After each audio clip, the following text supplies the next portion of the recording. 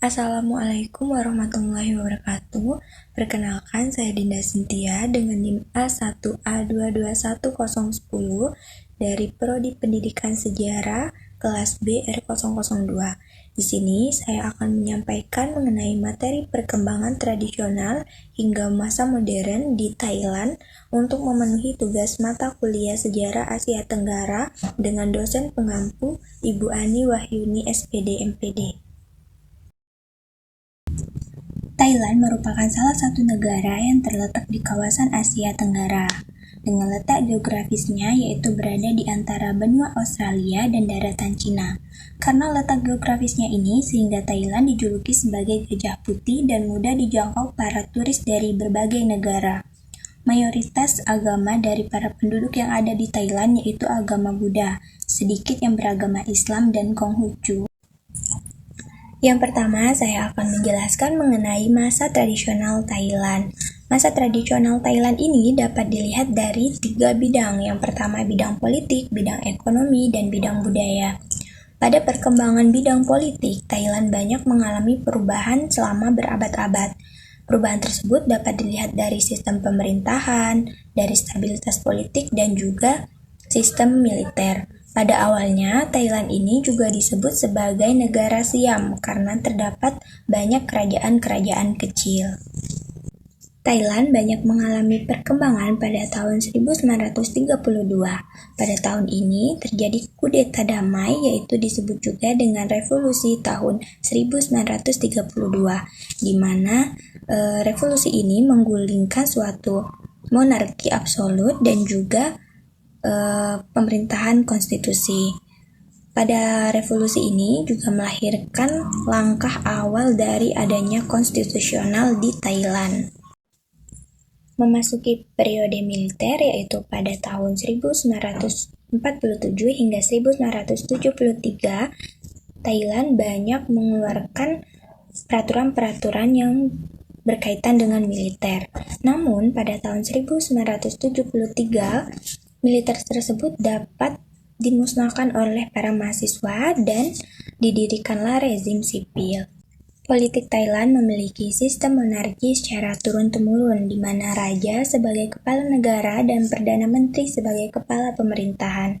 Sistem pemilu di negara ini juga sedikit berbeda karena raja yang bertindak sebagai pemilih dari semua pemerintahan atau kepala pemerintahan, yaitu raja yang memilih sendiri kepala pemerintahan dari salah satu anggotanya. Thailand memiliki sistem ekonomi terbesar yang ada di Asia Tenggara. Hal ini dapat dilihat karena Thailand memiliki ekonomi berorientasi ekspor, yaitu di bidang pertanian dan manufaktur.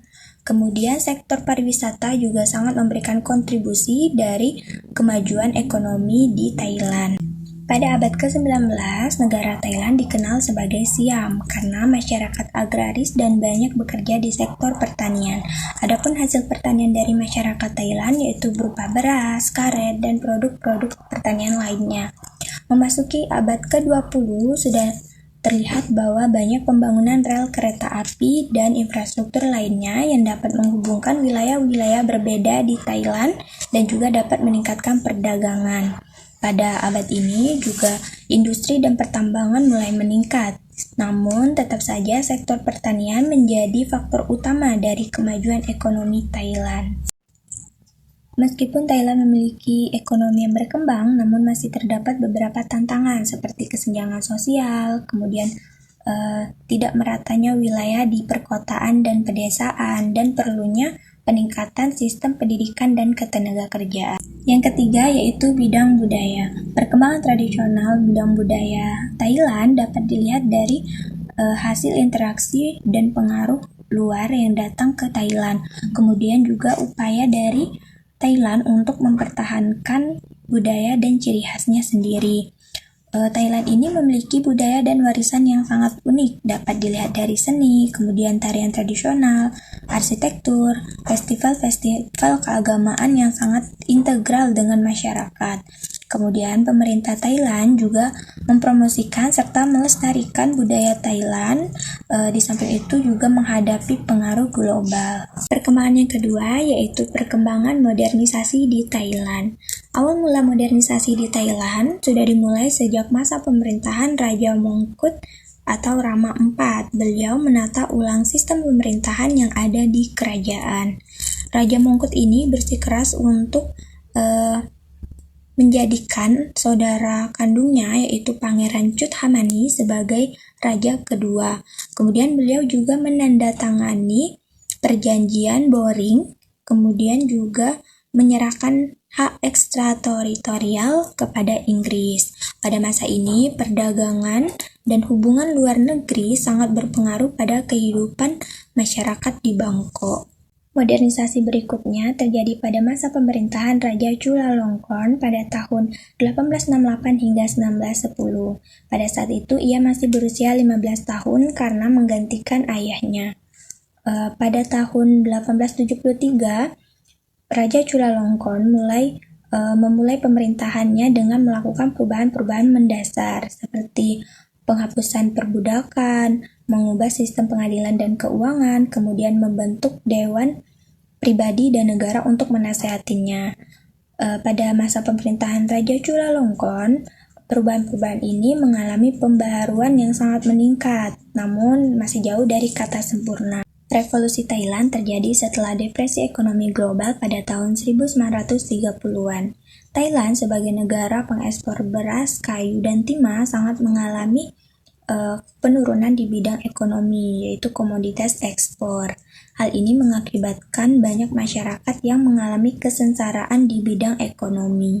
Menindaklanjuti hal tersebut, Raja Prajadipok pada pemerintahannya yaitu memutuskan untuk mengurangi pegawai yang bekerja di bidang sipil dan militer, kemudian juga memotong pos anggaran dan promosi. Kemudian memasuki masa kini Thailand atau biasa yang dikenal dengan nasionalisme Thailand. Nasionalisme Thailand ini terjadi dari dua tahap dengan dua alasan. Yang pertama yaitu dikarenakan rakyat merasa tidak puas hati dengan penguasaan politik dari kerabat diraja, kemudian juga pertentangan terhadap kekuasaan mutlak oleh raja. Kemudian tahap kedua yaitu dikarenakan rakyat sudah tidak tahan dengan cengkeraman politik dari Barat dan juga Cina. Nasionalisme bertujuan untuk mempertahankan kemerdekaan Thailand melalui jalan yaitu memajukan bangsa dengan diplomasi dan modernisasi.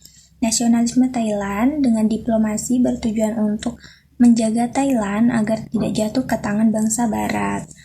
Bangsa Barat menempatkan Thailand sebagai pemisah antar kekuasaan. Contohnya yaitu pada negara Jepang. Saat Jepang mulai mengancam Thailand pada saat itu pula melakukan perjanjian dengan Jepang. Kemudian untuk menghindar dari ancaman bangsa Barat yang lainnya, pada saat Perang Dunia, Thailand mulai memihak dan membantu sekutu, sehingga terhindar dari ancaman bangsa Barat lain. Selanjutnya, Thailand melaksanakan modernisasi di segala bidang, terutama bidang politik dan militer. Tindakan yang dilakukan Thailand yang pertama yaitu menghapus nama Siam. Nama Siam merupakan nama biasa negara-negara lain menyebut Thailand. Hal ini dikarenakan nama Siam memiliki arti sebagai bangsa budak. Kemudian Thailand juga menghapuskan uang Thai, dikarenakan uang Thai ini memiliki arti negerinya orang-orang bebas. Kegiatan modernisasi ini dimulai, dirintis, dan dilaksanakan atas persetujuan raja. Sekian penyampaian materi dari saya, mohon maaf apabila masih terdapat kesalahan dan semoga bermanfaat bagi para penonton. Saya akhiri, wassalamualaikum warahmatullahi wabarakatuh.